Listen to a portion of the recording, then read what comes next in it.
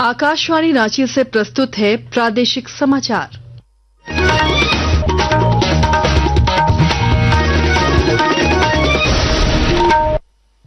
नमस्कार, प्रादेशिक समाचारों के साथ मैं आसिया नाजली। पहले मुख्य समाचार।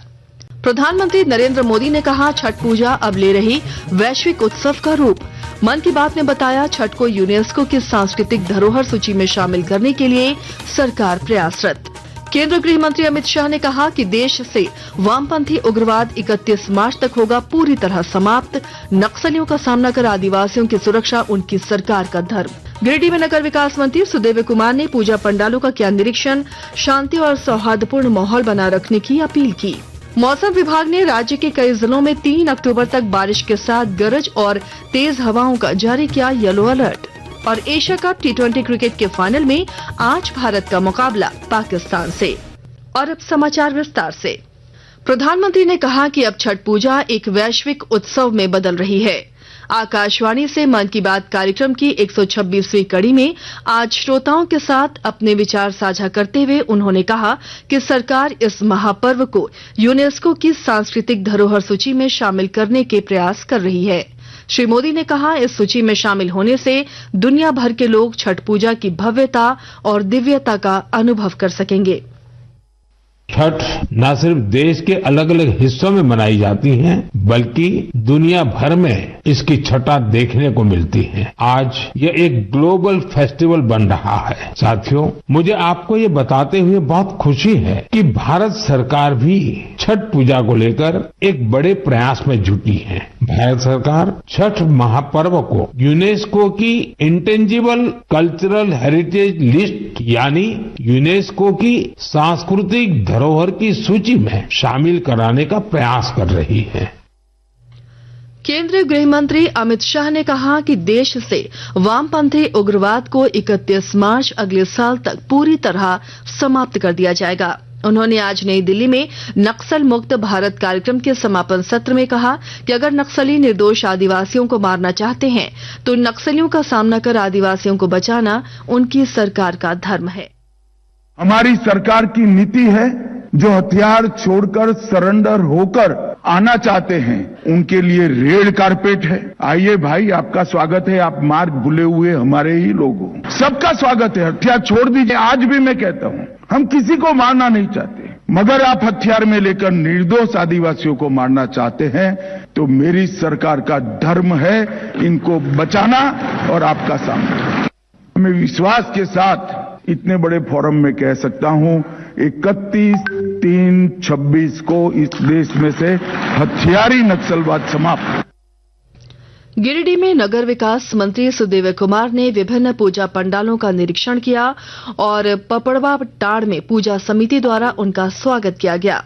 मौके पर उन्होंने राज्यवासियों की समृद्धि और कल्याण के लिए प्रार्थना की तथा शांति और सौहार्दपूर्ण माहौल में मेला आयोजित करने की अपील की।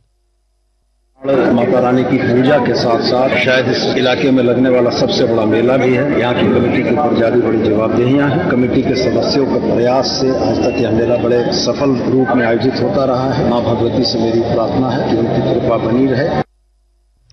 हजारीबाग के मटवारी मैदान में शिव शक्ति दुर्गा पूजा समिति ने ऑपरेशन सिंदूर और परमवीर चक्र विजेताओं को समर्पित भव्य पूजा पंडाल बनाया है। पंडाल में सेना की वीरता, आतंकवाद विरोधी अभियान और शहीद जवानों की तस्वीरों के माध्यम से देश की सामरिक शक्ति को दर्शाया गया है। खूंटी के कचहरी मैदान में पर्व त्योहारों को देखते हुए पुलिस ने मॉक ड्रिल कर असामाजिक तत्वों से निपटने की तैयारी का अभ्यास किया। डीएसपी वरुण रजक ने जवानों को मुस्तैदी से ड्यूटी करने का निर्देश दिया और विभिन्न चौक चौराहों और संवेदनशील क्षेत्रों में 3-4 शिफ्ट में बल तैनात किए गए।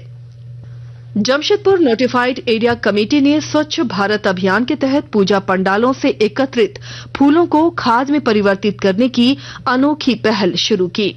नगर आयुक्त कृष्णा कुमार ने साकची के कासीडीह पूजा पंडाल से 10 फ्लावर वेस्टेज वाहनों को रवाना किया, जो शहर के विभिन्न पंडालों से फूल एकत्रित करेंगे।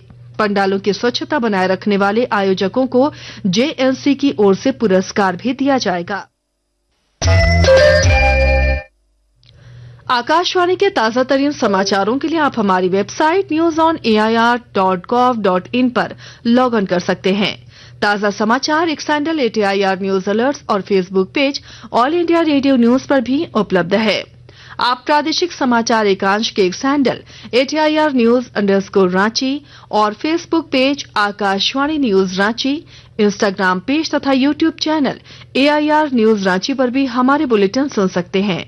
प्रादेशिक समाचार आप आकाशवाणी रांची से सुन रहे हैं।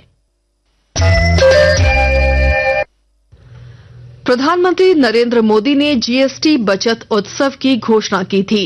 22 सितंबर से शुरू हुआ यह उत्सव समाज के सभी वर्गों को लाभान्वित कर रहा है। GST सुधार भारत की अप्रत्यक्ष कर प्रणाली को सरल बनाने की दिशा में एक महत्वपूर्ण कदम है। आइए सुनते हैं ये रिपोर्ट। नए GST सुधारों के अंतर्गत सरकार ने कई क्षेत्रों में दरों में बड़ी कटौती की है। कृषि क्षेत्र में मखाना आधारित स्नैक्स पर GST दर को 12% से घटाकर 5% कर दिया गया है। इस कमी से यह उत्पाद घरेलू और वैश्विक दोनों बाजारों में अधिक प्रतिस्पर्धी हो जाएगा। जूस, जैम और अचार पर GST 12% से घटकर 5% करने से स्थानीय उद्योगों को लाभ होगा और खपत भी बढ़ेगी। वहीं बिस्किट पर GST 12% से घटाकर 5% और नमकीन और सॉस पर 12% से घटाकर 5% GST करने से पैकेज फूड की कीमतें और भी सस्ती होंगी।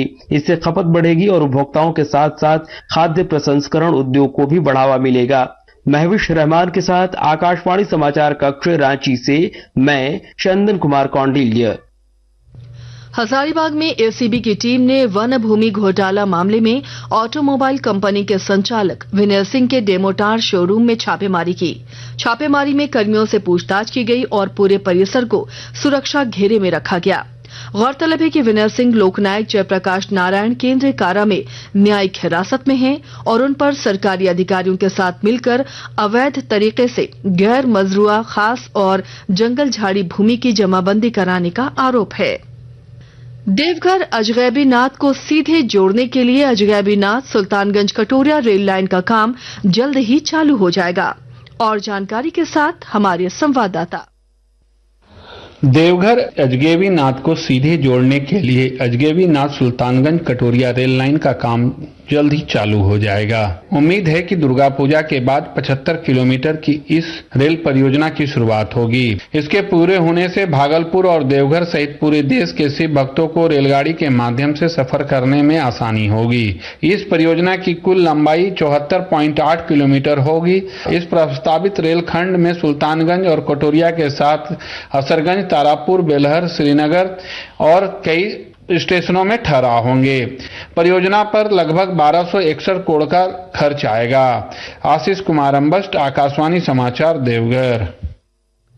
मौसम विभाग ने राज्य के कई जिलों में 3 अक्टूबर तक गरज चमक और तेज हवाओं के साथ बौछारों का येलो अलर्ट जारी किया है। इनमें रांची, रामगढ़, खूंटी, गुमला, सिमडेगा, लोहरदगा, पश्चिमी और पूर्वी सिंहभूम, सरायकेला, गिरिडीह, बोकारो, धनबाद, देवघर, जामताड़ा, दुमका, पाकुड़, साहिबगंज और गोड्डा जिलों के अलग अलग हिस्सों में बारिश की संभावना जताई गई है। मौसम वैज्ञानिकों के अनुसार इस जिलों में 7 से 11 मिलीमीटर बारिश और 3 से 40 किलोमीटर प्रति घंटे की रफ्तार से हवाओं का अनुमान है।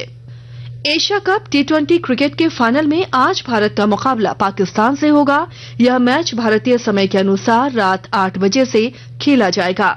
एशिया कप के 41 वर्ष के इतिहास में यह पहला मौका होगा जब दोनों टीमें फाइनल खेलेंगी। और अब अंत में मुख्य समाचार एक बार फिर।